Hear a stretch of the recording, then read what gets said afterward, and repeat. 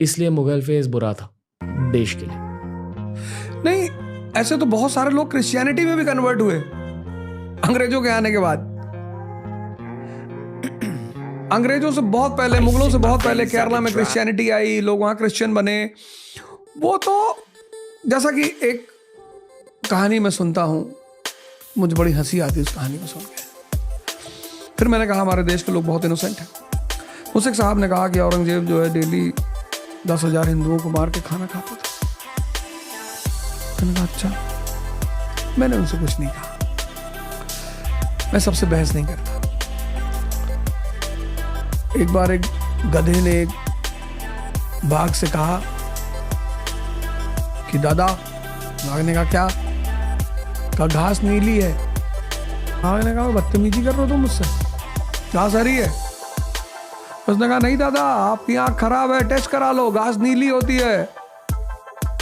बाघ ने कहा बदतमीज, चलो राजा के पास। गए शेर के पास, बोले भाई साहब ये सर ये कह रहा घास नीली होती, मेरी आंख खराब है।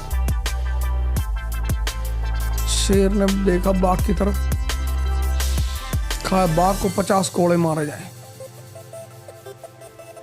गधा हंसता हुआ चला गया। तो बाघ ने कहा कि सरकार आप तो राजा हैं, आप तो देख ही रहे कि घास हरी है। बोले घास तो हरी ही है, ये सजा तुझे गधे से बहस करने के लिए मिल रही है। जिस देश में लोग इंजीनियरिंग करने के बाद कंपाउंड की डिफिनेशन नहीं जानते, 10th के बाद जिन्होंने हिस्ट्री नहीं पढ़ी 90% लोगों ने, और हिस्ट्री पढ़ी भी तो ये सुन के पढ़ी कि बेटा इतिहास पढ़ने से नौकरी नहीं मिलती, उस देश में क्या हिस्ट्री पे डिस्कशन होगा?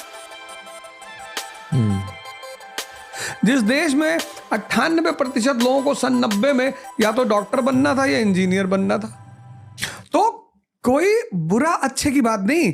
जैसे हमारी पड़ोस की आंटी ने मुझसे कहा कि अवध, मैंने कहा जी आंटी। बोले मेरे बेटे को स्कूल छोड़ दो। मैंने छोड़ दिया, मैं उनके लिए बहुत अच्छा हो गया। उन्होंने मुझसे कहा मेरे बेटे को स्कूल छोड़ दो। मैंने कहा मैं तो अपनी माँ की बात नहीं सुनता, तुम्हारी क्यों सुनूंगा? अब वो मेरी बुराई करने लगी।